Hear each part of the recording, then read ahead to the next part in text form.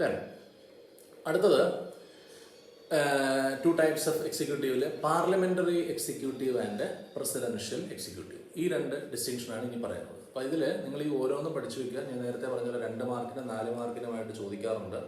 4 മാർക്കിന് ചോദിക്കാനുള്ള ഏറ്റവും നല്ല ചോദ്യമാണ് distinction between parliamentary executive and presidential executive.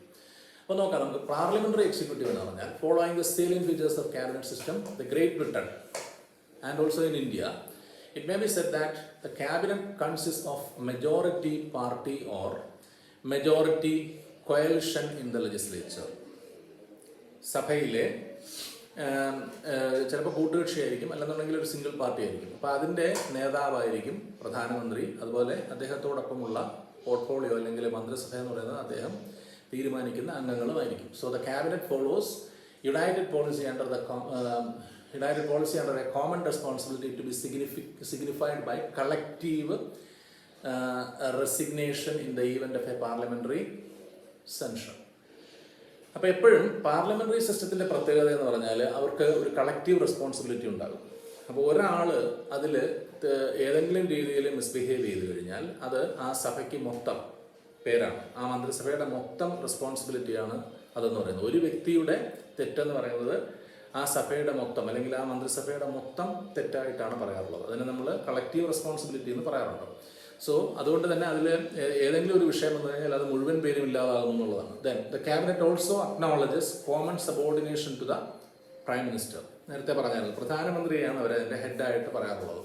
അതുപോലെ തന്നെ as a leader of the majority party in the legislature and as a head of the ministry the prime minister enjoys a position known as പ്രൈമസ് ഇന്റർ പേഴ്സ് അല്ലെങ്കിൽ first among equals, അങ്ങനെയാണ് പറയാറുള്ളത്. ഒരേപോലുള്ളവരാണെങ്കിലും അതിലൊരാൾ ഏറ്റവും ഉയർന്നയാളെന്നുള്ള രീതിയിലാണ് പ്രധാനമന്ത്രിയെ സാധാരണ പാർലമെൻ്ററി എക്സിക്യൂട്ടീവിൽ പറയുന്നത്.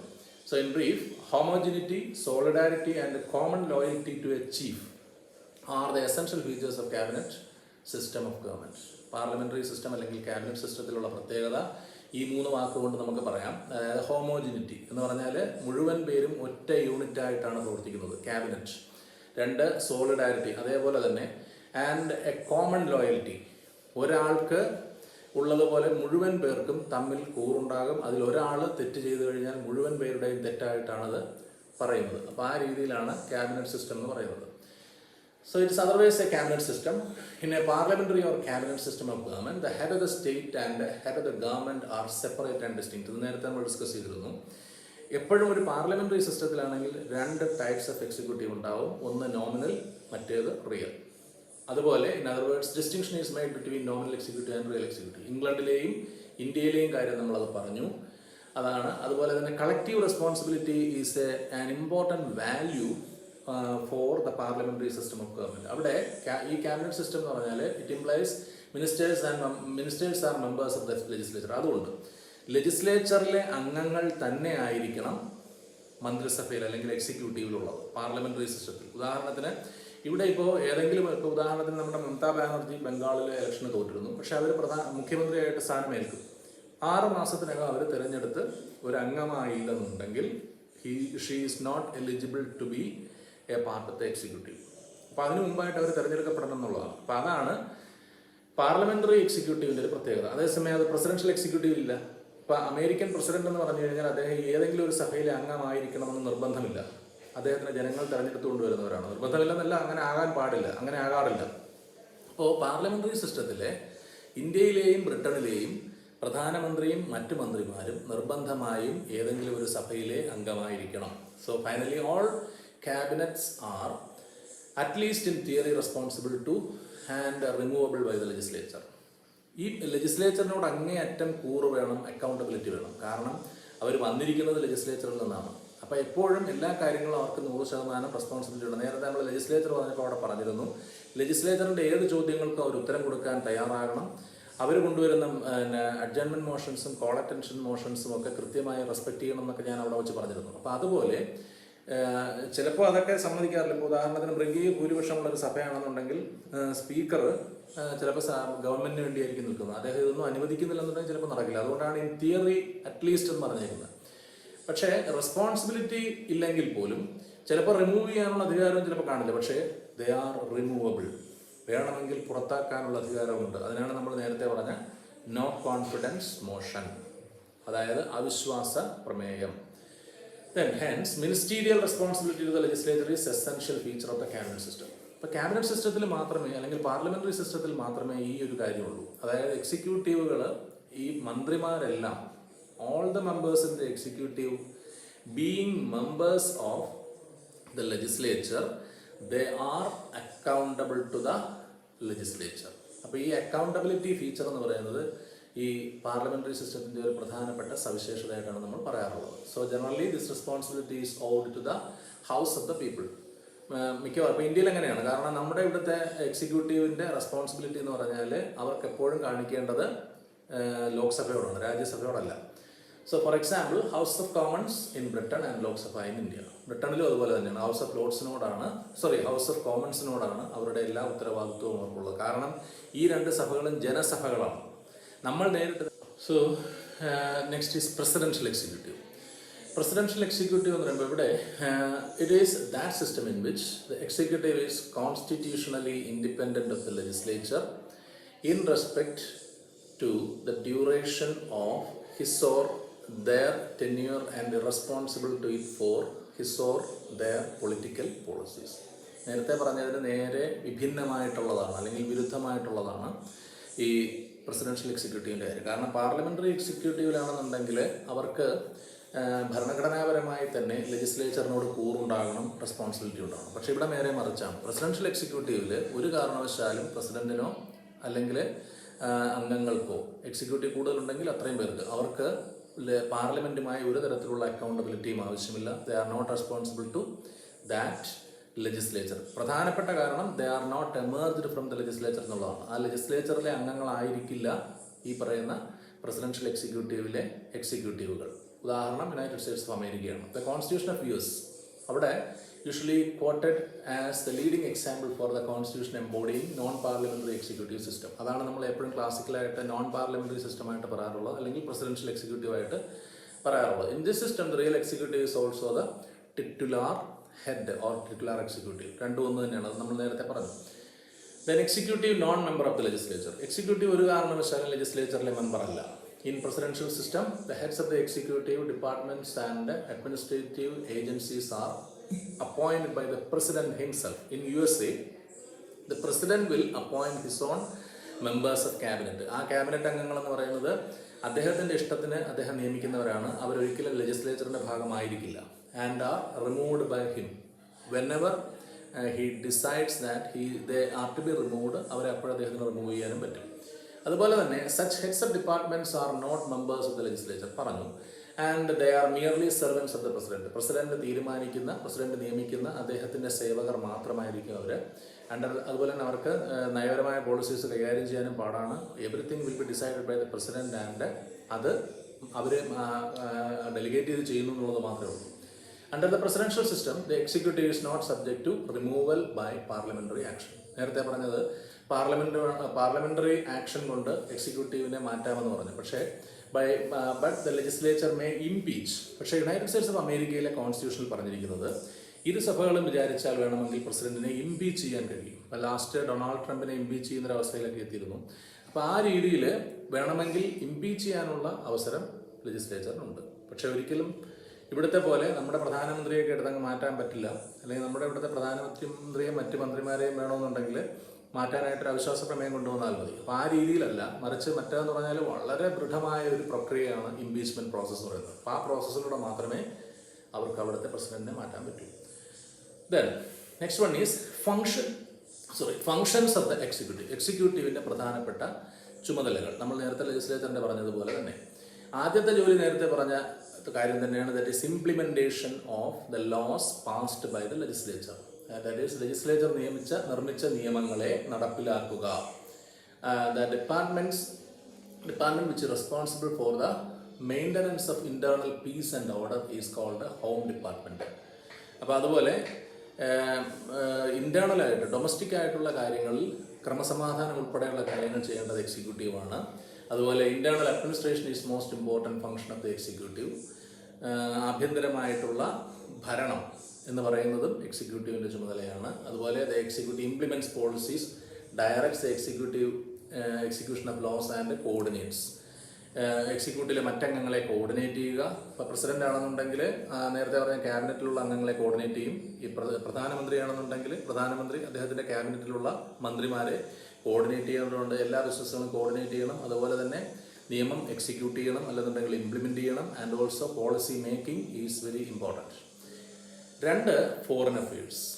അതായത് executive makes treaties and agreements with other sovereign countries. മറ്റ് രാജ്യങ്ങളുമായിട്ട് ട്രീറ്റികൾ ഉണ്ടാക്കുക, എഗ്രിമെൻറ്റ്സ് ഉണ്ടാക്കുക. അതുപോലെ ഡിഫൻസ്, മറ്റ് രാജ്യങ്ങളോട് എന്തെങ്കിലും പ്രശ്നം ഉണ്ടായിക്കഴിഞ്ഞാൽ അവരെ പ്രതിരോധിക്കാനുള്ള ഒരു തീരുമാനമെടുക്കുക. ഇപ്പോൾ ഇവിടെ തന്നെ ബാലാക്കോട്ടും അതുപോലെ കാർഗിലും ഒക്കെ നിങ്ങൾ കേട്ട് കാണും. അപ്പോൾ അത്തരം യുദ്ധങ്ങൾ നമ്മൾ ചെയ്യാനായിട്ട് ഒരുങ്ങുമ്പോൾ അതാത് പട്ടാളത്തിലെ ഉദ്യോഗസ്ഥർ നമ്മുടെ എക്സിക്യൂട്ടീവിനെ അറിയിക്കുകയും എക്സിക്യൂട്ടീവായിരിക്കും അതിൻ്റെ പിന്നീടുള്ള തീരുമാനങ്ങൾ എടുത്ത് അതിൻ്റെ അനന്തര ജോലികൾ ചെയ്യുന്നത്. സോ അതിൻ്റെ പ്രധാനപ്പെട്ട പോളിസി എന്ന് പറയുന്നത് always with the executive. It is the duty of the executive to protect the country from external aggression. Hence every modern state has a department of foreign affairs and defence. നമുക്കുണ്ട് department of foreign affairs and defence എന്ന് പറയുന്നത് നമുക്കുണ്ട്. നമുക്ക് defence minister പ്രത്യേകമുണ്ട്. അതുപോലെ മറ്റേ external അഫയേഴ്സും പ്രത്യേകമുണ്ട്, രണ്ടിനും. Then monetary power and legislative leadership. ലെജിസ്ലേച്ചറിൻ്റെ ലീഡർഷിപ്പും അതുപോലെ മോണിറ്ററി പവർ എന്ന് പറയുമ്പോഴത്തേക്ക് സാമ്പത്തിക അധികാരം. Money is the pivot round which the entire administration of a country revolves. ഒരു രാജ്യത്ത് എല്ലാ കാര്യങ്ങളും തീരുമാനമെടുക്കണമെന്നുണ്ടെങ്കിൽ പണം വേണം. അപ്പോൾ അവർ എക്സിക്യൂട്ടീവ്, ഇപ്പം മന്ത്രിമാർക്ക്, ഇപ്പോൾ നമ്മളിവിടുത്തെ കോവിഡിൻ്റെ ഇത് വന്നപ്പോൾ വാക്സിനേഷന് വേണ്ടിയുള്ള ചിലവ് 30,000 കോടി രൂപ നമ്മൾ സ്വരുക്കൂട്ടി വെച്ചിരിക്കുന്നു പറയുന്നുണ്ട്. അപ്പോൾ അതുപോലെ ഈ പണം സ്വരൂപിക്കുക എന്നുള്ളതും അതിനെ കൃത്യമായി ചിലവഴിക്കുക എന്നുള്ളതും എക്സിക്യൂട്ടീവിൻ്റെ ജോലിയാണ്. പക്ഷേ ചിലവാക്കാനായിട്ട് ലെജിസ്ലേച്ചറിൻ്റെ അനുവാദം വാങ്ങിക്കുന്നത് ഞാൻ ആദ്യമേ പറഞ്ഞിരുന്നു. അപ്പോൾ അതുണ്ട്. എന്തായാലും പണത്തിൻ്റെ മാനേജ്മെൻറ്റ് എന്ന് പറയുന്നത് എക്സിക്യൂട്ടീവാണ്. അതുപോലെ ദ ലെജിസ്ലേച്ചർ വെച്ച് പാസസ് ബജറ്റ് പാസ്സാക്കിയാൽ പോലും അത് ചിലവാക്കാനും അത് ഡിസ്പേഴ്സ് ചെയ്യാനുള്ള അധികാരം എന്ന് പറയുന്നത് always with executive. In the parliamentary form of government executive provides legislative leadership.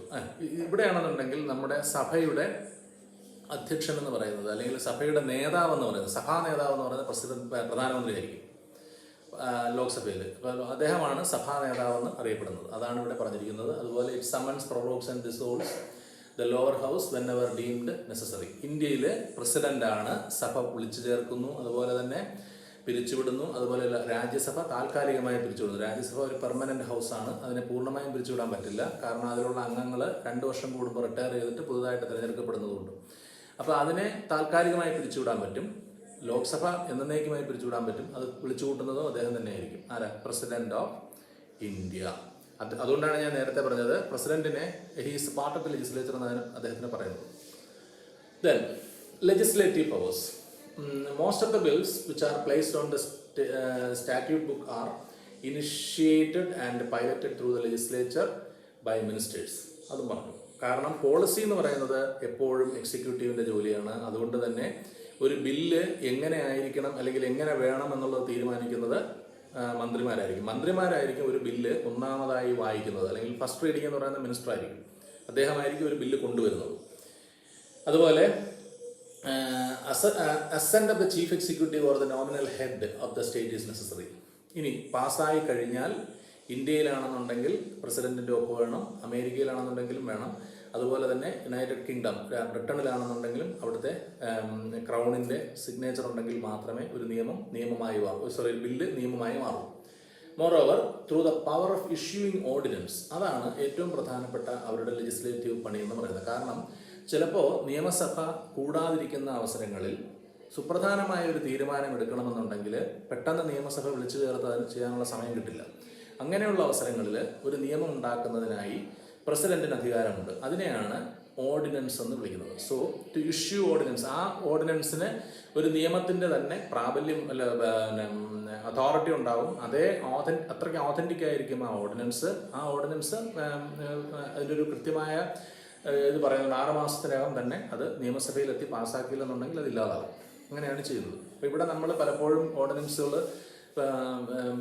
കൊണ്ടുവരാറുണ്ട്. പക്ഷേ ഓർഡിനൻസ് നമ്മുടെ പ്രസിഡന്റാണ് ഇഷ്യൂ ചെയ്യുന്നതെങ്കിലും അതിൻ്റെ പിന്നിൽ ആരായിരിക്കും എന്നറിയാമല്ലോ, real executive, that is the prime minister and ministers.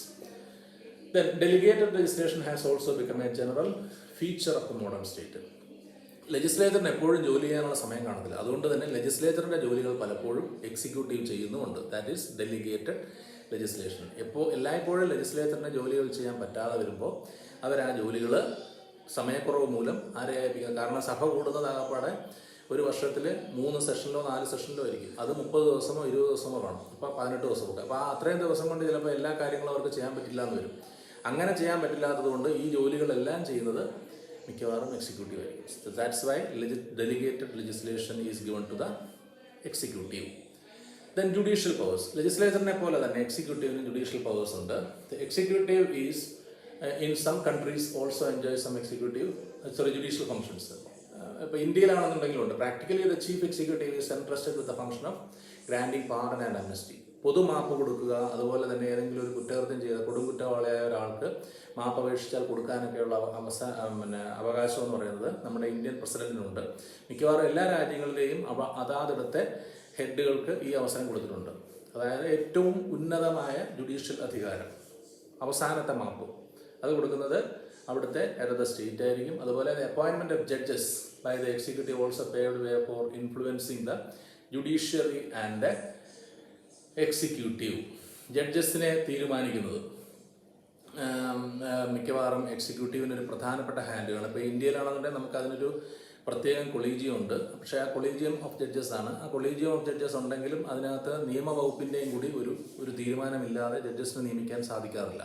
അപ്പം അങ്ങനെ വരുമ്പോൾ അവരുടെ അപ്പോയിൻമെൻറ്റിൻ്റെ കാര്യത്തിൽ ഒരു വലിയ അപ്പർ ഹാൻഡ് എന്ന് പറയുന്നത് എക്സിക്യൂട്ടീവിനുണ്ടാവും.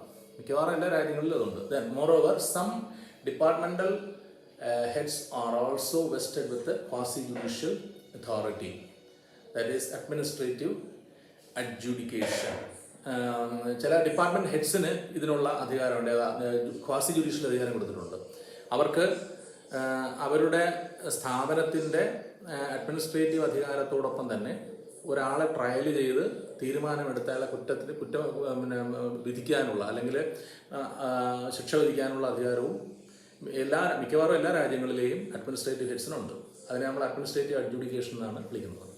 ദെൻ ഫൈനലി മിസ്സലേനിയസ് ഫങ്ഷൻസ്, എല്ലാം കൂടെ ചേർന്നുള്ള ഫങ്ഷൻസ്. ഇത് കൂടാതെ അധികമായിട്ട് അതിനകത്ത് ഉള്ളതെന്ന് പറഞ്ഞാൽ it regulates, controls productive forces in the country, productive forces in the country, national planning, emergency powers during war and അതിനകത്ത് നാഷണൽ പ്ലാനിങ് എന്ന് പറയുമ്പോഴത്തേക്ക് നമുക്കിവിടെ പ്ലാനിങ്ങിൻ്റെ നീതി ആയോഗാണ്. അതിൻ്റെ ചെയർ എന്ന് പറയുന്നത് എപ്പോഴും നമ്മുടെ പ്രൈം മിനിസ്റ്റർ ആയിരിക്കും. അതുപോലെ തന്നെ ഇവിടുത്തെ റിസോഴ്സസിൻ്റെയൊക്കെ ഉടമയെന്ന് പറയുന്നത് എക്സിക്യൂട്ടീവാണ്. And also emergency powers. ഇവിടെ ഒരു അടിയന്തരാവസ്ഥ പ്രഖ്യാപിച്ചു കഴിഞ്ഞാൽ ആ സമയത്ത് നമ്മുടെ പ്രസിഡന്റിന് വളരെ വലിയ അധികാരമാണ് വന്നു ചേരുന്നത്. പിന്നെ അവാർഡ്, ഓണേഴ്സ് അതൊക്കെ കൊടുക്കുന്നതിനുള്ള അധികാരം, പിന്നെ ഡിപ്ലോമാറ്റിക് അധികാരം തുടങ്ങി കുറേ അധികാരങ്ങൾ നമ്മുടെ എക്സിക്യൂട്ടീവ് ഇത് കൂടാതെ പറയാൻ പറ്റും. So there is now a growing ascendancy of executive over the legislature. പലപ്പോഴും അങ്ങനെ ഒരു തിയറി ഉണ്ടാകാറുണ്ട്, ട്രങ്കേറ്റഡ് ലെജിസ്ലേഷൻ എന്നൊക്കെ പറയും. ലെജിസ്ലേച്ചറിന് ഉണ്ടായിരുന്ന പല അധികാരങ്ങളും കുറഞ്ഞു വന്ന് അതെല്ലാം ഇപ്പോൾ എക്സിക്യൂട്ടീവിന് കിട്ടുന്ന ഒരു അവസ്ഥയിലേക്ക് പലപ്പോഴും പോകാറുണ്ട്. അപ്പോൾ എന്ന് പറഞ്ഞാൽ എക്സിക്യൂട്ടീവ് ഈസ് മോസ്റ്റ് പവർഫുൾ എന്നുള്ള അവസ്ഥയിലേക്ക് പല രാജ്യങ്ങളിലും എത്തിയിട്ടുണ്ട്. So these are the important functions of executive. അപ്പോൾ നമ്മൾ 2 കാര്യങ്ങൾ പറഞ്ഞു, legislature and executive. And finally the judiciary. Judiciary എന്ന് പറയുന്നത് 3ാമത്തെ ഓർഗനാണ്. ജുഡീഷ്യറിയുടെ ജോലി ഞാൻ പറഞ്ഞിരുന്നു, അതായത് അഡ്ജുഡിക്കേഷൻ. അഡ്ജുഡിക്കേഷൻ എന്ന് പറഞ്ഞാൽ നിങ്ങൾക്ക് ഒരുപക്ഷെ മനസ്സിലായില്ലായിരിക്കും. അഡ്ജുഡിക്കേഷൻ എന്ന് പറഞ്ഞു കഴിഞ്ഞാൽ 1-2 കാര്യങ്ങളുണ്ട്. ഒന്ന്, ടു ഇൻ്റർപ്രിറ്റ് ദ കോൺസ്റ്റിറ്റ്യൂഷൻ, ഭരണഘടനയെ കൃത്യമായി വ്യാഖ്യാനിക്കുക.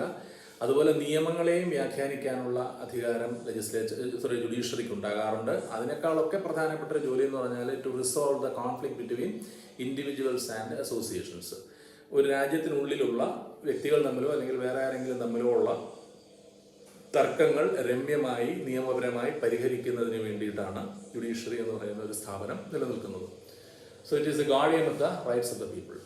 പറഞ്ഞു, ജനങ്ങളുടെ അവകാശത്തിൻ്റെ സംരക്ഷകനാണ് ഒരു ജുഡീഷ്യറി എന്ന് പറയുന്നത് ഓരോ രാജ്യത്തിൽ. നമ്മുടെ ഇവിടെയാണെന്നുണ്ടെങ്കിൽ നമുക്ക് കോൺസ്റ്റിറ്റ്യൂഷനിൽ തന്നിട്ടുള്ള ഫണ്ടമെൻ്റൽ റൈറ്റ്സിൽ ഏതെങ്കിലും ഒന്ന് വയലേറ്റ് ചെയ്ത് കഴിഞ്ഞാൽ നമുക്കിവിടെ പോകാം. We can approach the court for its enforcement. കോടതി അത് വിധിക്കും. അതുപോലെ judiciary protects human rights from all possibilities of individual and public enforcement. ഗവൺമെൻറ്റോ മറ്റേതെങ്കിലും വ്യക്തിയോ നമ്മുടെ മനുഷ്യാവകാശങ്ങളിൽ തൊട്ടാൽ ഉടനെ തന്നെ അത് ജുഡീഷ്യറി ടേക്കപ്പ് ചെയ്യാറുണ്ട്. ചിലപ്പോൾ ജുഡീഷ്യറി നേരിട്ട് തന്നെ അത് നിയമം കണ്ടിട്ട് നേരിട്ട് തന്നെ അത് ട്രയൽ ചെയ്ത് ചെയ്യാറുണ്ട്. പബ്ലിക് ഇൻട്രസ്റ്റ് ലിറ്റിഗേഷനൊക്കെ നമ്മൾ കേട്ട് കാണും. പിന്നെ അതുപോലെ if there is no adequate provision for the administration of justice the liberty of the people is jeopardized. Judiciary ഇല്ല എന്നുണ്ടെങ്കിൽ ഓരോ ജനങ്ങളും അല്ലെങ്കിൽ ഓരോ വ്യക്തികളും ഒരു സമൂഹത്തിലുള്ള ആളുകൾക്ക് പലതരത്തിലുള്ള ബുദ്ധിമുട്ടുകൾ നേരിടും. അവരുടെ സ്വാതന്ത്ര്യം എന്ന് പറയുന്നത് ഹനിക്കപ്പെടുന്നുള്ളതാണ്. So James Bryce says there is no better test of excellence of a government than the efficiency of a judicial system. ഒരു ഏറ്റവും എഫക്റ്റീവായിട്ടുള്ള ജുഡീഷ്യൽ സിസ്റ്റം ഉണ്ടെങ്കിൽ ഏറ്റവും നല്ലൊരു ഗവൺമെൻറ് ആകും എന്നുള്ളതാണ് പറയുന്നത്. അപ്പോൾ ഈ രണ്ട് ബ്രാഞ്ചുകളെ അപേക്ഷിച്ച്, ലെജിസ്ലേച്ചറിനെ എക്സിക്യൂട്ടീവിനെ അപേക്ഷിച്ച് ജുഡീഷ്യറിയുടെ ഒരു പ്രത്യേകത എന്ന് പറഞ്ഞാൽ അത് ജനങ്ങളുടെ ഒരു അവകാശ സംരക്ഷകനായിട്ട് നിലനിൽക്കുന്നു. അതുപോലെ ഭരണഘടനയെ കൃത്യമായി പരിഗണിക്കുന്നു, അല്ലെങ്കിൽ ഭരണഘടനയുടെ ഒരു വാച്ച് ഡോഗായിട്ട് പ്രവർത്തിക്കുന്നു എന്നുള്ളതൊക്കെ കൊണ്ട് ജുഡീഷ്യറിക്ക് കൂടുതൽ ഇമ്പോർട്ടൻസ്. പലപ്പോഴും നിങ്ങൾ കേട്ട് കാണും, പിന്നെ ഏതെങ്കിലും രീതിയിലുള്ള ഇൻജസ്റ്റിസ് നമ്മുടെ ഭരണകർത്താക്കളിൽ നിന്നൊക്കെ വന്നു കഴിഞ്ഞാൽ നമുക്ക് ഉടനെ പോകാനുള്ള ഒരു അവസാനത്തെ അത്താണിയായിട്ട് നമ്മൾ പറയാറുള്ളത് ജുഡീഷ്യറിയാണ്. പിന്നെ അതേ ഉള്ളൂ എന്ന് നമ്മൾ പറയും. അത്രയ്ക്ക് കീ ആയിട്ടുള്ള ഒരു ഇൻസ്റ്റിറ്റ്യൂഷനാണ് ജുഡീഷ്യറി എന്ന് പറയുന്നത്. So method of constitution, election by the people. ചിലയിടത്ത് ജഡ്ജസിനെ നിയമിക്കുന്നത് ജനങ്ങൾ നേരിട്ട് തിരഞ്ഞെടുത്തായിരിക്കും. അതായത് election by the people was prevalent in erstwhile USSR. പഴയ USSRൽ ജനങ്ങളാൽ തിരഞ്ഞെടുക്കപ്പെടുന്ന ജഡ്ജസ് ആയിരുന്നു. അതുപോലെ തന്നെ system was tried in France after the revolution but soon given up. കുറേ നാളുണ്ടായിരുന്നെങ്കിലും ഫ്രാൻസിൽ ആ സിസ്റ്റം ഇല്ലാതായി, ജനങ്ങൾ തിരഞ്ഞെടുക്കുന്ന ജഡ്ജസ്. പിന്നെ in some of the cantons of Switzerland also have the system. ഇപ്പോൾ സ്വിറ്റ്സർലാൻഡിലെ ചില കാൻഡൻസിലും ഈ സിസ്റ്റം നിലനിൽക്കുന്നുണ്ട്. USSR അല്ലാത്തതുകൊണ്ട് ഇപ്പോൾ USSR എന്ന് പറയുന്ന സംഭവം ഇല്ല. പക്ഷേ ഇത് ഓർക്കുക, ഇങ്ങനെ ഒരു സംവിധാനം മുൻപുണ്ടായിരുന്നു, ജഡ്ജസിനെ ജനങ്ങൾ തിരഞ്ഞെടുക്കുന്ന രീതി. Then election by legislature, the judges of the supreme court of USSR, അതും അവിടെ ഉണ്ടായിരുന്നു. And its union and autonomous republics were elected there by the legislature. അവിടുത്തെ ഓട്ടോണമസ് റിപ്പബ്ലിക്കുകൾ USSRൻ്റെ പഴയ ജനങ്ങൾ തിരഞ്ഞെടുക്കുമായിരുന്നു. അതുപോലെ തന്നെ അവിടുത്തെ നിയമസഭകളും തിരഞ്ഞെടുക്കുന്ന സിസ്റ്റം ഉണ്ടായിരുന്നു. Then it is also pointed out that party influence and considerations might influence in this method of selection while which impair the integrity and impartiality of judiciary. ഇപ്പോൾ ജുഡീഷ്യറിയുടെ ഒരു പ്രത്യേകത ഞാൻ നേരത്തെ പറഞ്ഞു, ജനങ്ങളുടെ അവകാശ സംരക്ഷകനാണ്, അതുപോലെ കോൺസ്റ്റിറ്റ്യൂഷനെ നോക്കേണ്ട ആളാണ് എന്നൊക്കെ വരുമ്പോൾ അവരെപ്പോഴും എനിമിറ്റി കാണിക്കേണ്ടത്, അല്ലെങ്കിൽ അവർക്ക് എപ്പോഴും എനിമിറ്റി ഉണ്ടാകുന്നത് എക്സിക്യൂട്ടീവിൽ നിന്നായിരിക്കും, ഗവൺമെൻറ്റിൽ നിന്നായിരിക്കും. അപ്പോൾ അങ്ങനെ വരുമ്പോൾ ഗവൺമെൻറ്റിൻ്റെ ഭാഗമായിട്ടുള്ള ആളുകളാണ് അവരെ തിരഞ്ഞെടുക്കുന്നതെന്നുണ്ടെങ്കിൽ, ഇപ്പോൾ ലെജിസ്ലേച്ചറാണ് തിരഞ്ഞെടുക്കുന്നതെന്നുണ്ടെങ്കിൽ അവരോട് കമ്മിറ്റ്മെൻറ്റ് ഉണ്ടായിട്ട് ചിലപ്പോൾ ജനങ്ങൾക്ക് വേണ്ടി അല്ലാതെ അവർ പ്രവർത്തിക്കും. ഇനി ജനങ്ങളാൽ തിരഞ്ഞെടുക്കപ്പെട്ട് വരുന്നതാണെന്നുണ്ടെങ്കിൽ ചിലപ്പോൾ അവർക്ക് ഗവൺമെൻറ്റിനോട് ഒരു തരത്തിലുള്ള കമ്മിറ്റ്മെൻറ്റും ഇല്ലാതെ വരും. അപ്പോൾ ഈ രീതിയിലൊക്കെ വരുന്നത് കൊണ്ട് തന്നെ ഇത് അത്ര നല്ലൊരു സിസ്റ്റമായിട്ട് നമുക്ക് പറയാൻ പറ്റില്ല. അതുകൊണ്ട് ഇപ്പോൾ ലോകത്തെമ്പാടും അനുവർത്തിച്ചു വരുന്ന രീതി എന്ന് പറഞ്ഞാൽ അപ്പോയിൻമെൻറ്റ് ബൈ എക്സിക്യൂട്ടീവ് അപ്പോയിൻറ്റ് ചെയ്യുന്ന രീതിയാണ്. Appointment by executive in nearly all the leading nations of the world. ലോകത്തുള്ള മിക്കവാറും എല്ലാ രാജ്യങ്ങളിലും ഇപ്പോൾ ഈ സിസ്റ്റമാണുള്ളത്. The appointment of judges of the court is done by the executive. So judges of the lower courts however are appointed through open competitive exam. ഇപ്പോൾ ഇന്ത്യയിൽ നമ്മുടെ ഇവിടെ എങ്ങനെയാണ്, നമ്മുടെ ഇവിടുത്തെ ഡിസ്ട്രിക്ട് മജിസ്ട്രേറ്റ് പോലുള്ള സ്ഥാനങ്ങളിലേക്കൊക്കെ PSC വഴി പരീക്ഷ എഴുതിയിട്ടായിരിക്കും അവർ ജഡ്ജസ് ആവുന്നത്. അങ്ങനെയുണ്ട്. And the system has attained marked popularity as the chief executive can raise above narrow party considerations and make selection strictly on merit. അങ്ങനെ വരാനുള്ള കാരണം ചീഫ് എക്സിക്യൂട്ടീവ് ആണ് നിയമിക്കുന്നതെങ്കിൽ, അത് പ്രസിഡന്റ് ആണെന്നുണ്ടെങ്കിൽ അദ്ദേഹം നിയമിച്ചു കഴിഞ്ഞാൽ അതിനകത്ത് അങ്ങനെ ഒരു കമ്മിറ്റ്മെൻറ്റിൻ്റെ വിഷയം വരുന്നില്ല എന്നുള്ളതുകൊണ്ടാണ് എക്സിക്യൂട്ടീവിനാൽ നിയമിക്കപ്പെടുമെന്ന് പറയുന്നത്. ഞാൻ നേരത്തെ ഇന്ത്യയുടെ കാര്യം പറഞ്ഞിരുന്നു. ഇന്ത്യയിലാണെങ്കിൽ എക്സിക്യൂട്ടീവാണ് നിയമിക്കുന്നതെങ്കിൽ, പ്രസിഡന്റിനാൽ നിയമിതനാകുമെങ്കിലും അതിനു മുമ്പായിട്ടൊരു കൊളീജിയം ഉണ്ട്. Collegium consist of the chief justice of the supreme court and certain other senior judges. അപ്പോൾ അവരത് തീരുമാനിച്ചതിന് ശേഷം അത് നമ്മുടെ ലോ ഡിപ്പാർട്ട്മെൻറ്റിൻ്റെ കൺസെൻറ്റിനേക്കും. ലോ ഡിപ്പാർട്ട്മെൻറ്റിൻ്റെ കൺസെൻറ്റ് ഉണ്ടെങ്കിലും ഇല്ലെങ്കിലും അവരെ നിയമിക്കാം. പക്ഷേ അവരുടെ റിമാർക്ക് അതിനകത്ത് പ്രസക്തമാണ്. അപ്പോൾ അങ്ങനെ വരുന്നത് കൊണ്ട് തന്നെ ഇപ്പോഴും നമ്മുടെ ഇന്ത്യയിലെ system of recruitment of judges എന്ന് പറയുന്നത് പലപ്പോഴും പറയാറുണ്ട് it is influenced by appointment by executive. അപ്പോൾ അതാണ് എക്സിക്യൂട്ടീവ് ആണ് മിക്കവാറും അപ്പോയിൻമെൻറ്റ് ബൈ എക്സിക്യൂട്ടീവ് എന്ന് പറയുന്നത്. Nearly all leading Nations executive ആണ് അപ്പോയിൻറ്റ് ചെയ്തത്. ദെൻ ഫങ്ഷൻസ് ഓഫ് ജുഡീഷ്യറിയുടെ ജോലി നമ്മൾ ലെജിസ്ലേച്ചറിൻ്റെ എക്സിക്യൂട്ടീവിൻ്റെയും പറഞ്ഞതുപോലെ തന്നെ എക്സിക്യൂട്ടീവിൻ്റെയും ലെജിസ്ലേച്ചറിൻ്റെയും പറഞ്ഞതുപോലെ ജുഡീഷ്യറിക്കും ഏതാനും ഫങ്ഷൻസ് ഉണ്ട്. ഒന്ന്, administration of justice is A chief function. അതായത്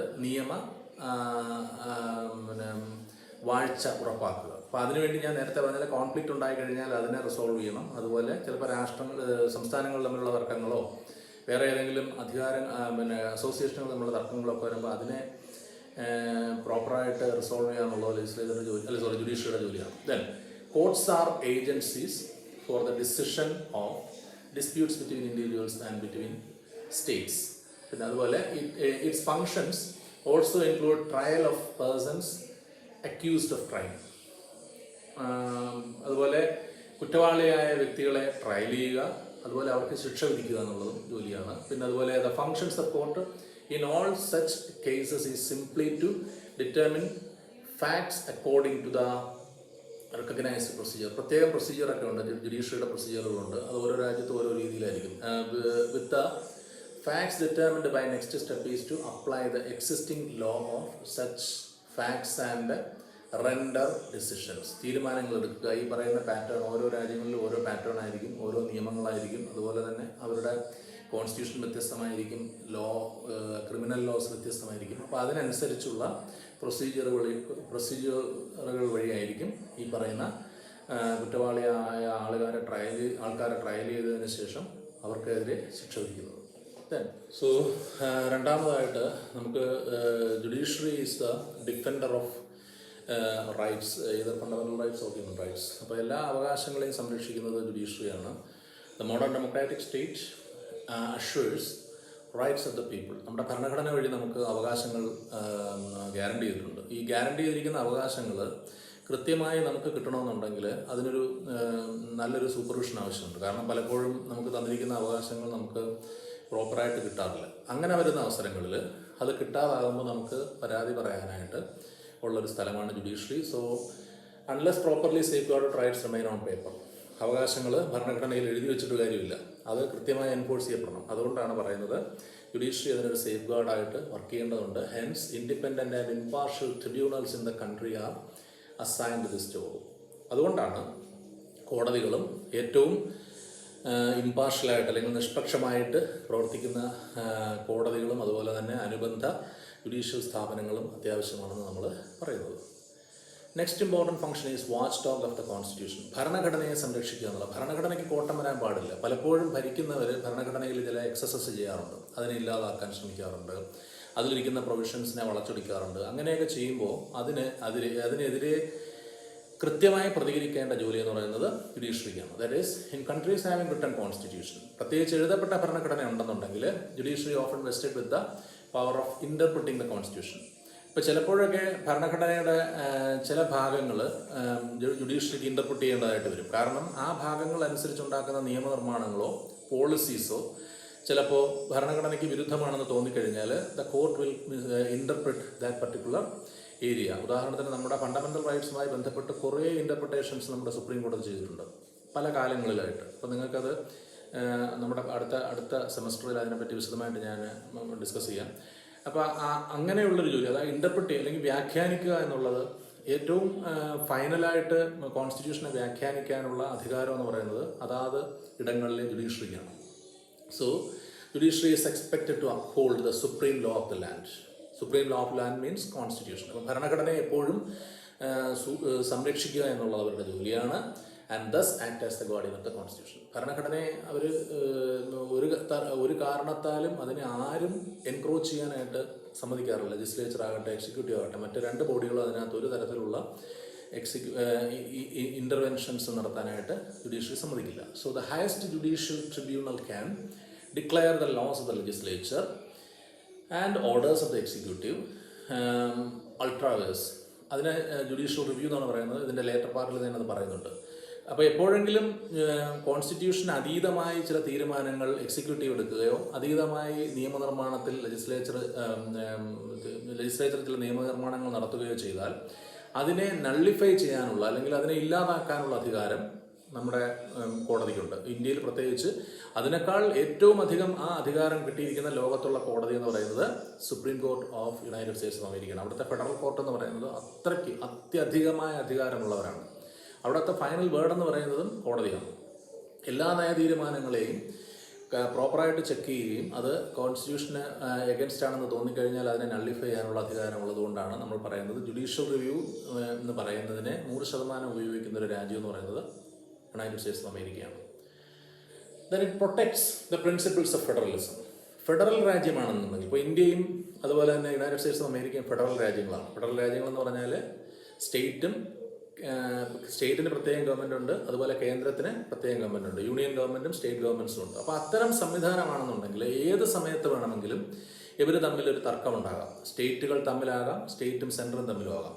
അത്തരം തർക്കങ്ങൾ വന്നാൽ ആ തർക്കത്തെ രമ്യമായി പരിഹരിക്കുന്നതിന് ഒരു പ്രോപ്പർ ജുഡീഷ്യറി വേണം. അതാണ് പറയുന്നത് judiciary is the protector of federalism. So in federalism there is a definite scheme of distribution of powers. നമുക്കിവിടെ ഇപ്പോൾ ഇന്ത്യയിലാണെന്നുണ്ടെങ്കിൽ കൃത്യമായ 3 ലിസ്റ്റുകളുണ്ട്. State list, central list and concurrent list. State list എന്ന് പറഞ്ഞാൽ സ്റ്റേറ്റിനുള്ള അധികാരങ്ങൾ, അതുപോലെ അതായത് സ്റ്റേറ്റ് നിയമനിർമ്മാണം നടത്തേണ്ട സബ്ജക്റ്റ്. സെൻട്രൽ ലിസ്റ്റ് എന്ന് പറഞ്ഞാൽ സെൻറ്റർ നിയമനിർമ്മാണം നടത്തേണ്ട ലിസ്റ്റ്. കൺകറന്റ് എന്ന് പറഞ്ഞാൽ 2 പേർക്കും നിയമനിർമ്മാണം നടത്താവുന്ന ലിസ്റ്റ്. അപ്പോൾ ഈ ലിസ്റ്റുകളിൽ പലപ്പോഴും കോൺഫ്ലിക്റ്റുകൾ ഉണ്ടാവും. കാരണം സ്റ്റേറ്റിൻ്റെ അധികാരം സെൻട്രൽ ചിലപ്പോൾ എടുക്കും, സെൻട്രലിൻ്റെ അധികാരം സ്റ്റേറ്റ് ചിലപ്പോൾ എടുത്തേക്കാം.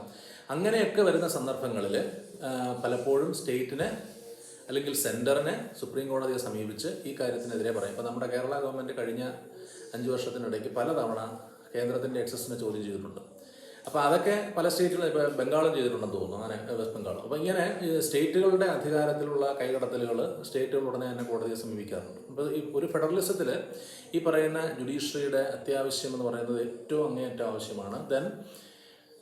Even then there remains the possibility of conflicts of jurisdiction. അപ്പോൾ അതുപോലെ ഈ ലിസ്റ്റ് ഉണ്ടെങ്കിൽ പോലും ഞാൻ നേരത്തെ പറഞ്ഞ പോലെ സ്റ്റേറ്റ് സെൻട്രൽ തമ്മിലൊക്കെ തർക്കം ഉണ്ടാകാം. അങ്ങനെ തർക്കം ഉണ്ടാകുമ്പോൾ an impartial machinery is therefore required to resolve such conflicts between states and center or sometimes among states. അതാണ് അടുത്തത്.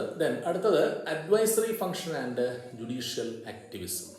അതായത് ജുഡീഷ്യറി എപ്പോഴും ഈ ഒരു ജോലി അവർക്ക് അഡ്വൈസ് ചെയ്യേണ്ടതാണ്. ആരാണ് അവർ അഡ്വൈസ് ചെയ്യുന്നത് പറഞ്ഞാൽ ഹെഡ് ഓഫ് ദ സ്റ്റേറ്റിനെയും അതുപോലെ ഹെഡ് ഓഫ് ദ ഗവൺമെൻറ്റിനെയും ജുഡീഷ്യലായിട്ടുള്ള ഏതെങ്കിലും പ്രശ്നങ്ങൾ വരുമ്പോൾ അഡ്വൈസ് ചെയ്യുന്നത് ജുഡീഷ്യറി ആയിരിക്കും. ലീഗലായിട്ടുള്ള കാര്യങ്ങളിൽ അവർക്ക് സംശയം വന്നാൽ, ലീഗലായിട്ടുള്ളൊരു കാര്യത്തിൽ അവർക്ക് അത്യാവശ്യം ഒരു ഉപദേശം വേണ്ടി വന്നാൽ പ്രസിഡന്റ് അപ്പോൾ തന്നെ നമ്മുടെ സുപ്രീം കോടതി ചീഫ് ജസ്റ്റിസിനെ അറിയിക്കുകയും അദ്ദേഹം അതിൻ്റെ ഒരു മാർഗനിർദ്ദേശം കൊടുക്കുകയും ചെയ്യും. അപ്പോൾ ആ രീതിയിൽ ചെയ്യാറുണ്ട്. So example the president of India may refer to the supreme court any question of law. ഏതെങ്കിലും ഒരു കാര്യത്തിൽ അദ്ദേഹത്തിന് ഡൗട്ട് തോന്നിയാൽ അദ്ദേഹത്തിന് വേണമെങ്കിൽ നിയമവുമായി ബന്ധപ്പെട്ടുള്ള കാര്യങ്ങളിൽ ഡൗട്ട്സ് വന്നു കഴിഞ്ഞാൽ he can seek the advice of the supreme court.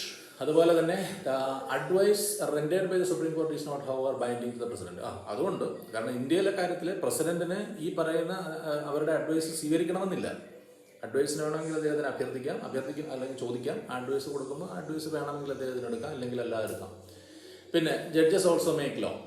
Judges നിയമനിർമ്മാണം നടത്താറുണ്ട്. അതാണ് ഞാൻ നേരത്തെ പറഞ്ഞ ജുഡീഷ്യൽ ആക്ടിവിസം എന്ന് പറയുന്നത്. അതായത് when laws are ambiguous or improper, appear to be inconsistent with each other, the courts decide what the law is and which of them shall prevail. ഏതെങ്കിലും ഒരു നിയമത്തിൽ എന്തെങ്കിലും തരത്തിലുള്ള അവ്യക്തത നിലനിൽക്കുന്നുവെങ്കിൽ, തമ്മിലുള്ള കോറിലേഷനിൽ എന്തെങ്കിലും ബുദ്ധിമുട്ട് കാണുന്നുവെങ്കിൽ ജുഡീഷ്യറി ആയിരിക്കും തീരുമാനിക്കുന്നത് അതെങ്ങനെ ആയിരിക്കണം എന്നുള്ളത്. So in this they are guided by equity and common sense. അതുപോലെ തന്നെ അവരുടെ ചില അവരുടെ ചില വിധിന്യായങ്ങൾ പിൽക്കാലത്ത് ഒരു നിയമങ്ങളുടെ അതേ അവസ്ഥയിലേക്കായി മാറാറുണ്ട്. അതിനെ നമ്മൾ ജുഡീഷ്യൽ ആക്ടിവിസം എന്നാണ് പറയുന്നത്. They set precedents which are followed in a similar case. അവരുണ്ടാക്കി വെച്ച ഒരു പ്രീസിഡന്റ് അല്ലെങ്കിൽ അവർ ഏതെങ്കിലും ഒരു കേസുമായി ബന്ധപ്പെട്ടെടുത്ത വിധി ന്യായം എന്ന് പറയുന്നത് പിൽക്കാലത്ത് അതേ കേസിലോ അല്ലെങ്കിൽ സമാന സംഭവങ്ങളിലോ ഉപയോഗിക്കാറുണ്ട്. അതുകൂടാതെ മിസ്ലേനിയസ് ഫങ്ഷൻസ്, ഇതിലൊന്നും പെടാത്ത ചില ഫങ്ഷൻസ്, അതായത് power of using injunction or restraining orders asking a party or parties concerned not to take further action. ഏതെങ്കിലും ഒരു തീരുമാനമെടുക്കുമ്പോൾ ആ തീരുമാനമെടുക്കരുത്, അതവിടെ നിർത്തുക, അതാണ് ഇഞ്ചക്ഷൻ എന്ന് പറയുന്നത്. അത് നിർത്താനും അല്ലെങ്കിൽ സ്റ്റേ പോലുള്ള ഉത്തരവുകൾ കൊടുക്കാനുള്ള ജുഡീഷ്യറിയുടെ അധികാരം. അതുപോലെ തന്നെ investigation and adjudicate till the matters involve are investigated or adjudicated. ഒന്നുകിൽ അതിനൊരു നിയമപരമായ തീരുമാനം വരുന്നവരെ, അല്ലെന്നുണ്ടെങ്കിൽ അന്വേഷിച്ച് തീരുമാനം എത്തുന്നത് വരെ അതവിടെ നിർത്തിവെക്കാനായിട്ട് ആവശ്യപ്പെടാം. Then ownership, use or right in property are the disputes the courts may take over the administration of. അതായത് ട്രസ്റ്റി എന്നൊക്കെ നിങ്ങൾ ട്രസ്റ്റുകളെന്നൊക്കെ കേട്ട് കാണും. അപ്പോൾ ഏതെങ്കിലും ഒരു പ്രോപ്പർട്ടിയോ അല്ലെന്നുണ്ടെങ്കിൽ ഏതെങ്കിലും ഒരു സ്വത്തോ ഒക്കെ തർക്കത്തിലായി കഴിഞ്ഞാൽ അതിന് ട്രസ്റ്റ് വയ്ക്കുന്നത് കോടതികളായിരിക്കും. അത് അതിൻ്റെ അഡ്മിനിസ്ട്രേഷൻ ആ പറയുന്ന കൺസേൺഡ് കക്ഷികളിൽ നിന്ന് മാറ്റി കോടതി തന്നെ തീരുമാനിക്കുന്ന ഒരു ബോഡിക്ക് അതിൻ്റെ അഡ്മിനിസ്ട്രേഷൻ കൊടുക്കാറുണ്ട്. പിന്നെ the higher judiciary gives final verdict or the validity of the elections. തെരഞ്ഞെടുപ്പുമായി ബന്ധപ്പെട്ടുള്ള തർക്കങ്ങൾ നമ്മുടെ ഹൈക്കോടതിയാണ് പരിഹരിക്കാറുള്ളത്. അതുപോലെ chief justice of the US supreme court presides of when president is impeached. അങ്ങനെ ഒരു സവിശേഷാധികാരം അമേരിക്കയിലുണ്ട്. അമേരിക്കയിലെ പ്രസിഡന്റിനെ ഇംപീച്ച് ചെയ്യുന്ന സമയത്ത് അത് പ്രിസൈഡ് ചെയ്യുന്നത് അവിടുത്തെ സുപ്രീം കോർട്ട് ജസ്റ്റിസ് ആയിരിക്കും. Chief justice of the supreme court of united states of America ആയിരിക്കും. അതാണ്, സെനറ്റിലായിരിക്കും അത് കൂടുന്നത്. അതുകൊണ്ട് ഇത്രയുമാണ് the important functions of judiciary of the whole countries in the world. അപ്പോൾ പൊതുവിൽ നമുക്ക് ഈ 3 കാര്യങ്ങൾ, അതായത് ജുഡീഷ്യറി, എക്സിക്യൂട്ടീവ് ആൻഡ് ലെജിസ്ലേച്ചർ, അതിൻ്റെ ഫങ്ഷൻസ്, ഇത്രയും കാര്യങ്ങളാണുള്ളത്. Then the rule of law. 2 കാര്യങ്ങളും കൂടെ നമുക്ക് ഇതിൻ്റെ കൂടെ പറയാനുണ്ട്. ഒന്ന് റൂൾ ഓഫ് ലോയും ഒന്ന് ജുഡീഷ്യൽ റിവ്യൂ. ആദ്യം rule of law. Rule of law എന്ന് പറഞ്ഞു കഴിഞ്ഞാൽ ഇതൊരു ബ്രിട്ടീഷ് ഒറിജിനാണ്. ഇതൊരു ബ്രിട്ടീഷ് കോൺസ്റ്റിറ്റ്യൂഷൻ്റെ ഒരു ഭാഗമാണ്. അതായത് it is outcome of centuries of struggle of Britishers four political freedom. അവിടുത്തെ രാഷ്ട്രീയമായ സ്വാതന്ത്ര്യവും അവകാശവും അവർക്ക് ലഭിക്കുന്നതിന് വേണ്ടി അവർ മുന്നോട്ട് വെച്ച ഒരു സ്ട്രഗിളിൻ്റെ ഭാഗമാണ് റൂൾ ഓഫ് ലോ എന്ന് പറയുന്നത്. The conception of rule of law was fully analysed and set forth by professor A.V. Dicey. എപ്പോഴും നിങ്ങൾ റൂൾ ഓഫ് ലോ എന്ന് പറയുമ്പോൾ അദ്ദേഹത്തിൻ്റെ പേര് ഓർക്കുക, professor A.V. Dicey. In his introduction to the study of law and introduction to the study of law of the constitution. കാരണം ബ്രിട്ടനിൽ ഒരു കാലത്ത് അവിടുത്തെ പ്രഭുക്കന്മാരും അതുപോലെ അവിടുത്തെ രാജാക്കന്മാരും ഒക്കെ ഒരുപാട് അമിതാധികാരം നേടിയിരുന്നു. അപ്പോൾ ആ അമിതാധികാരം നിർത്തിക്കൊണ്ട് മുഴുവൻ പേർക്കും നിയമവാഴ്ച അല്ലെങ്കിൽ മുഴുവൻ പേരെയും ബാധിക്കുന്നതാണ് നിയമം എന്ന് കൊണ്ടുവന്നതാണ് റൂൾ ഓഫ് ലോ എന്ന് പറയുന്നത്. So Dicey gave to the rule of law 3 distinct but kindred interpretations. That is, rule of law means that no man is punishable or can be lawfully made to suffer in body or goods except for a distinct breach of law. ഒരാളെ അനാവശ്യമായി ശിക്ഷിക്കരുത്. ശിക്ഷിക്കുന്നുവെങ്കിൽ അതിൻ്റെ കാരണം എന്ന് പറയുന്നത് proper breach of law ആയിരിക്കണം. അല്ലെങ്കിൽ ഏതെങ്കിലും ഒരു നിയമത്തിൻ്റെ ലംഘനത്തിന് മാത്രമേ ഒരാളെ ശിക്ഷിക്കാവൂ. In the ordinary legal manner before the ordinary courts of the land. അതും കോടതിയിൽ ട്രയൽ ചെയ്തതിന് ശേഷം. അപ്പോൾ ഇത് നമ്മുടെ ലീഗൽ സിസ്റ്റത്തിന് മൊത്തത്തിൽ ഒരു കോഡ് തന്നത് റൂൾ ഓഫ് ലോ ആണ്. കാരണം റൂൾ ഓഫ് ലോ വന്നതുകൊണ്ടാണ് നമുക്കിപ്പോൾ നമ്മുടെ പല അവകാശങ്ങൾ, റൈറ്റ് ടു ലിബർട്ടി പോലുള്ള നമ്മുടെ അവകാശങ്ങളൊക്കെ യഥാർത്ഥത്തിൽ നമുക്ക് ആസ്വദിക്കാനാവുന്നത് ഈ റൂൾ ഓഫ് ലോ എന്ന് പറയുന്ന സാധനം കൊണ്ടാണ്. കാരണം മുഴുവൻ പേരെയും ഒരേപോലെ ബാധിക്കുന്നതാണ് നിയമങ്ങൾ എന്നുള്ളതാണ് ഇതിൻ്റെ അടിസ്ഥാന തത്വം തന്നെ. So it implies that no one in England can be punished arbitrarily. അതായത് അനാവശ്യമായി ഒരു നിയമത്തിൻ്റെ ലംഘനത്തിനല്ലാതെ പിന്നെ ഒരാൾക്ക് മനഃപൂർവ്വമായി മറ്റൊരാളെ ഒരു കാരണവശാലും പണിഷ് ചെയ്യാൻ കഴിയില്ല. All the accused are to be tried in the ordinary court of law in accordance with the ordinary legal procedure. ഒരു ലീഗൽ പ്രൊസീജിയർ അനുസരിച്ച് കൃത്യമായി ഒരു കോടതിയിൽ അയാളെ ട്രയലിന് വിധേയമാക്കിയതിന് ശേഷം മാത്രമേ പണിഷ് ചെയ്യാവൂ. The accused have the right to defend himself through a counsel of his choice. അതായത് അയാൾക്ക് അയാളുടെ വക്കീലിനെ വെച്ച് അയാളുടെ ഭാഗം പറയാനുള്ള അവകാശമുണ്ട്. വക്കീലിനെ വയ്ക്കുന്നത് എന്തിനാണെന്ന് ചോദിച്ചാൽ ലീഗലായിട്ടുള്ള എക്സ്പെർട്ടൈസ് ചിലപ്പോൾ നമുക്ക് കാണില്ല. നമുക്കൊരു കോടതിയിൽ വേണമെന്നുണ്ടെങ്കിൽ സ്വയം നമുക്ക് വാദിക്കാം, പക്ഷേ നമുക്കതിനുള്ള കഴിവ് വേണം. അതില്ലാത്തത് കൊണ്ടാണ് നമ്മൾ അതിൻ്റെ എല്ലാ ടേംസും അറിയാവുന്ന ഒരു വക്കീലിനെ ഡിപ്ലോയ് ചെയ്യുന്നത്. അപ്പോൾ അതിന് ഉള്ള അവകാശവും ഒരു വ്യക്തിക്കുണ്ടാകും. So the rule of law means equality before law. Simply അതാണ് ഉദ്ദേശിക്കുന്നത്, എല്ലാവർക്കും നിയമത്തിന് മുന്നിൽ തുല്യത. That is rule of law. So Dicey observes that not only with us, is no man above law, but that here every man, whatever be his rank or condition, is subject to the ordinary law of the realm and amenable to the jurisdiction of the ordinary tribunals. സാധാരണ ഒരു കോടതിയുടെ തീരുമാനത്തിനനുസരിച്ച് അവരുടെ ജൂറിസ്ഡിക്ഷനിൽ വരുന്ന കാര്യമാണെന്നുണ്ടെങ്കിൽ അവിടെ തീരുമാനിച്ചതിന് ശേഷം മാത്രമേ ഒരാളെ ശിക്ഷയ്ക്ക് വിധിക്കാവൂ. And also subject to ordinary law of the realm of amendable to the jurisdiction of ordinary tribunal. And whatever be his rank or condition, അയാൾ ചിലപ്പോൾ ഉന്നതനാകട്ടെ, ചിലപ്പോൾ ഏറ്റവും താഴെയുള്ള ആളാകട്ടെ, every person has the right to be trialed and also punishment can be given only on a breach of law. So it implies that in England every citizen, rich or poor, high or low, is subject to uniform law. എല്ലാവർക്കും ഒരേ നിയമത്തിൻ്റെ പരിധിയിലായിരിക്കും, പണക്കാരനോ പാവപ്പെട്ടവനോ ഏത് തരത്തിലുള്ളവരായിക്കൊള്ളട്ടെ. And the same court of law, ഒരേ കോടതിയിൽ തന്നെ ആയിരിക്കും ഇവർക്ക് എല്ലാവർക്കും പോകേണ്ടിയും വരുന്നത്. കുറ്റക്കാരനാണോ അല്ലയോ എന്നുള്ളത് അവിടെ പരിശോധിക്കും നിലവിലുള്ള നിയമം അനുസരിച്ച്. So in any public official, if any public official commits any wrong or exceeds the power vested in him by law, he can be used in any ordinary court and will be tried in an ordinary manner. സാധാരണ രീതിയിൽ തന്നെ ആയിരിക്കും ഒരു പൊതുപ്രവർത്തകനെ അല്ലെങ്കിൽ ഒരു public ഓഫീസിൽ ജോലി ചെയ്യുന്ന ആളിനെയും നിയമലംഘനത്തിന് നിലവിലുള്ള നിയമം അനുസരിച്ച് അയാളെ ട്രയൽ ചെയ്യുന്നത്. Then rule of law means that the general principles of the constitution are the result of the judicial decisions determining the rights of private person in particular cases brought before the courts. കോടതിയുടെ മുൻപാകെ വരുന്ന കേസുകളിൽ judicial decisions അനുസരിച്ചായിരിക്കും അയാളുടെ determining the rights of private persons. ഓരോ വ്യക്തിയുടെയും അവകാശങ്ങൾ എത്രയാണെന്നുള്ളത് അവർ നോക്കും. ആ അവകാശങ്ങൾക്കനുസരിച്ചായിരിക്കും അവർക്ക് നീതി ലഭിക്കുന്നത്. അവർ ചെയ്തിട്ടുള്ള എന്താണെന്നുള്ളത് നിലവിലുള്ള നിയമത്തിൻ്റെ അടിസ്ഥാനത്തിലായിരിക്കും അവർ പരിശോധിക്കുന്നത്.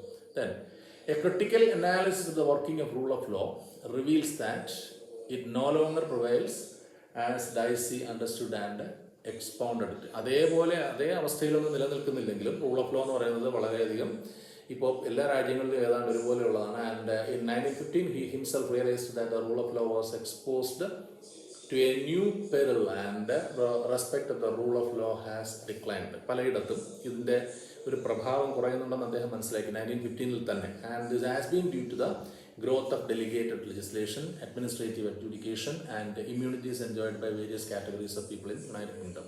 ബ്രിട്ടനിൽ അന്നത്തെ കാലത്തുണ്ടായിരുന്ന പ്രിവിലേജായിട്ടുള്ള കുറേ ആൾക്കാരുണ്ടായിരുന്നു. അതുപോലെ തന്നെ അവിടുത്തെ ലെജിസ്ലേച്ചറിനുണ്ടായിരുന്ന അധികാരത്തിൽ എക്സിക്യൂട്ടീവ് തട്ടിയെടുത്തു. അങ്ങനെയൊക്കെ വന്നപ്പോൾ പലപ്പോഴും ഈ റൂൾ ഓഫ് ലോയിൽ അദ്ദേഹം പറഞ്ഞ ഈ പ്രിൻസിപ്പിൾസിനെ എല്ലാം കോംപ്രമൈസ് ചെയ്യുന്നുണ്ടായിരുന്നു. എങ്കിലും judicial review is as a principle is followed in most of the countries. കാരണം എല്ലാവരും നിയമത്തിൻ്റെ മുൻപിൽ തുല്യരാണെന്നും എല്ലാവരെയും ശിക്ഷിക്കണമെന്നുണ്ടെങ്കിൽ കൃത്യമായ ഒരു ബ്രീച്ച് ഓഫ് ലോ വേണമെന്നും ഓർഡിനറി കോർട്ടിൽ എല്ലാവർക്കും അവരവരുടെ ഭാഗം വാദിക്കുവാനുള്ള അവകാശമുണ്ട് എന്നുള്ളതുമൊക്കെ ഈ റൂൾ ഓഫ് ലോ വന്നതോടുകൂടി പ്രസക്തമായി എന്നുള്ളതാണ്. So that's the relevance of rule of law. The next point is judicial review. Judicial review എന്ന് പറഞ്ഞാൽ it may be defined as the power of the court. നേരത്തെ നമ്മൾ ഇന്ത്യൻ കോടതിയുടെയും അതുപോലെ സുപ്രീം കോടതി of united സ്റ്റേറ്റ്സിൻ്റെയും പറഞ്ഞിരുന്നു. The court has the power to hold unconstitutional any law or official action that it deems to be conflict with the basic law of the constitution. ഭരണഘടനയുടെ basic അല്ലെങ്കിൽ അടിസ്ഥാന തത്വങ്ങളിൽ നിന്നും വ്യതിചലിക്കുന്ന ഉത്തരവുകളെയും നിയമങ്ങളെയും ഇല്ലാതാക്കാനുള്ള അധികാരത്തെയാണ് judicial review എന്ന് പറയുന്നത്. So it is therefore the power of the courts to investigate the constitutional validity of the legislation. ഒരു നിയമനിർമ്മാണത്തിൻ്റെ അല്ലെങ്കിൽ ഒരു നിയമനിർമ്മാണ സഭയുടെ കോൺസ്റ്റിറ്റ്യൂഷണൽ വാലിഡിറ്റി പരിശോധിക്കാനുള്ള അധികാരം കോടതിക്ക് നൽകുന്നതാണ് judicial review and administrative measures, and then give a judicial judgment regarding its being intraverse or ultraverse. അത് കോൺസ്റ്റിറ്റ്യൂഷൻ്റെ ബേസിക് ലോയ്ക്ക് അകത്ത് നിൽക്കുന്നതാണോ പുറത്ത് നിൽക്കുന്നതാണോ എന്ന് പരിശോധിച്ചതിന് ശേഷം അതിനനുസരിച്ചൊരു തീരുമാനമെടുത്ത് പറയുന്നതിന് ജുഡീഷ്യറിക്ക് കൊടുത്തിട്ടുള്ള സവിശേഷ അധികാരമാണ് ജുഡീഷ്യൽ റിവ്യൂ. ഞാൻ നേരത്തെ പറഞ്ഞു ജുഡീഷ്യൽ റിവ്യൂ അതിൻ്റെ 100% അർത്ഥത്തിൽ പ്രാക്ടീസ് ചെയ്യുന്ന ഒരു രാജ്യം എന്ന് പറയുന്നത് യുണൈറ്റഡ് സ്റ്റേറ്റ്സ് ഓഫ് അമേരിക്കയാണ്. കാരണം അവിടുത്തെ ജുഡീഷ്യറിക്ക് വളരെയധികം അധികാരമുണ്ട്. പക്ഷേ ഇന്ത്യയിലും അത് കുറച്ചൊക്കെ പ്രയോഗിക്കുന്നുണ്ട്. So in judicial review in India എന്ന് പറയുമ്പോൾ the power of judicial review was originated in United States. ആ കേസിൻ്റെ പേര് Marbury versus Madison in 1803. The power of judicial review is clearly engrafted into the Constitution of India. നമ്മുടെ ഭരണഘടനയിൽ എങ്ങനെയാണെന്ന് ചോദിച്ചാൽ all laws in force in the territory of India immediately before the commencement of this constitution is so far as they are inconsistent with the provisions of this part shall to the extent such inconsistency be void. ഭരണഘടനയുടെ basic സ്ട്രക്ചറിനകത്ത് നിൽക്കുന്ന രീതിയിലല്ലെങ്കിൽ ആ നിയമത്തെ വോയിഡാക്കാൻ അല്ലെങ്കിൽ ഇല്ലാതാക്കാൻ റദ്ദാക്കാനുള്ള ഒരു provision നമ്മുടെ ഭരണഘടനയിൽ തന്നെ ഉണ്ട്. So the state shall not make any law which takes away or abridge the rights conferred in this part, and any law made in contravention of the clauses shall not to the extent of contravention be void. അതുപോലെ തന്നെ ഒരു വ്യക്തിയുടെ ആയാലും അല്ലെങ്കിൽ ഒരു അസോസിയേഷൻ്റെ ആയാലും അവകാശങ്ങൾ അബ്രിഡ്ജ് ചെയ്യാൻ സാധ്യമല്ല.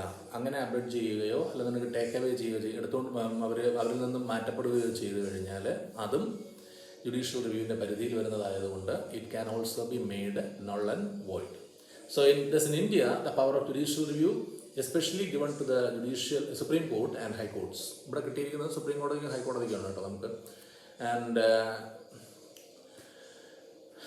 Is of A limited nature. പക്ഷേ ഇതിനൊരു ലിമിറ്റുണ്ട്. നമ്മുടെ സുപ്രീം കോടതിയിൽ പറയുന്നത് കണക്ക് പൂർണ്ണമായും അതിനെ ഇല്ലാതാക്കാനുള്ള അധികാരമൊന്നും നമ്മുടെ ഇന്ത്യൻ ജുഡീഷ്യറിക്കില്ല. കാരണം ഇവിടെ പലപ്പോഴും തീരുമാനങ്ങൾ എടുക്കുന്നതിനുള്ള ഒരു വലിയ അവകാശം എന്ന് പറയുന്നത് നമ്മുടെ പാർലമെൻറ്റിനാണ്. അതിനെ പ്രൊസീജിയർ എസ്റ്റാബ്ലിഷ്ഡ് ബൈ ലോ എന്നാണ് പറയുന്നത്. കാരണം എല്ലാ കാര്യങ്ങളും തീരുമാനിക്കുന്നത് പാർലമെൻറ്റിലെടുക്കുന്ന തീരുമാനങ്ങളും അതുപോലെ തന്നെ പാർലമെൻറ്റിലെ എനാക്ട്മെൻറ്റ്സും അനുസരിച്ചാണ്.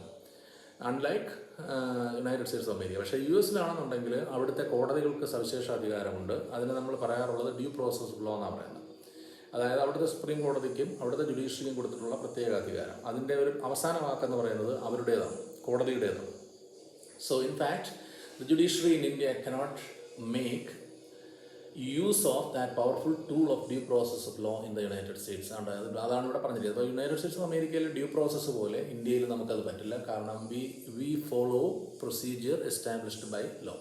The power of judicial review looks like an essential instrument in the hands of the judges to work as the protector of democratic system. നമ്മുടെ ജനാധിപത്യ സംവിധാനത്തിനെയും നമ്മുടെ ഭരണഘടനയെയും അതേപോലെ സംരക്ഷിക്കുന്നതിനായിട്ട് നമ്മുടെ ജഡ്ജസിൻ്റെ കയ്യിലുള്ളൊരു വലിയ അല്ലെങ്കിൽ ഒരു നിർണായകമായ ടൂളാണ് ജുഡീഷ്യൽ റിവ്യൂ എന്ന് പറയുന്നത്. അവരത് വേണ്ട സമയത്ത് ഉപയോഗിക്കാറുമുണ്ട്. So it is by which of this provision that the judiciary can protect the people from the onslaughts of executive or legislative despotism. നിയമസഭയോ അല്ലെങ്കിൽ മന്ത്രിമാരോ എടുക്കുന്ന ജനവിരുദ്ധമായ ഭരണഘടനാ വിരുദ്ധമായ തീരുമാനങ്ങളെ ഇല്ലാതാക്കാൻ അവരുടെ കയ്യിലൊരു വജ്രായുധമാണ്, അവരുടെ ജഡ്ജസിൻ്റെ ഒരു വജ്രായുധമാണ് ഈ ജുഡീഷ്യൽ റിവ്യൂ എന്ന് പറയുന്നത്. നമ്മളിപ്പം വളരെ അടുത്ത കാലത്ത് പോലും ഒരുപാട് തവണ ജുഡീഷ്യൽ റിവ്യൂ എന്ന് പറയുന്നത് പ്രാക്ടീസ് ചെയ്യുന്നുണ്ട്. പലപ്പോഴും കോടതികൾ അങ്ങനെയുള്ള തീരുമാനങ്ങളെടുത്ത് ചിലപ്പോൾ ചില നിയമങ്ങൾ റദ്ദാക്കാറുണ്ട്. അപ്പോൾ ഏറ്റവും അവസാനം നമ്മുടെ ഫാർമർ ലോയും ആ രീതിയിൽ തൽക്കാലത്തേക്കെങ്കിലും സസ്പെൻഡ് ചെയ്ത് വെച്ചേക്കുകയാണ്. അപ്പോൾ അങ്ങനെയുള്ള കാര്യങ്ങൾ അത് എന്തിൻ്റെ പേരിൽ അന്ന് അത് വലിയ തർക്കങ്ങളൊക്കെ ഉണ്ടായത് നിങ്ങൾ കേട്ട് കാണും. കാരണം സാധാരണ രീതിയിലുള്ള ഒരു കീഴ്വഴക്കമനുസരിച്ചല്ല ഫാർമർ ലോ അല്ലെങ്കിൽ കാർഷിക നിയമം അതിപ്പോൾ തൽക്കാലം സസ്പെൻഡ് ചെയ്തിരിക്കുന്നത്. എങ്കിൽ പോലും അങ്ങനെയുള്ള അധികാരങ്ങൾ നമ്മുടെ ജുഡീഷ്യറിക്കുണ്ട് എന്നുള്ള അർത്ഥത്തിലാണ് പറയുന്നത്. We have to a certain extent judicial review. അതേസമയം United States America's Supreme Court has extreme authority concerning judicial review. So that's all. അപ്പോൾ ഇത്രയും കാര്യങ്ങളാണ് നിങ്ങളുടെ ഒന്നാം സെമസ്റ്ററിലുള്ള പാഠഭാഗങ്ങൾ. ഏതാണ്ട് മുഴുവൻ കാര്യങ്ങളും നമ്മളിവിടെ ഡിസ്കസ് ചെയ്തിട്ടുണ്ട്. So that's all. Thank you.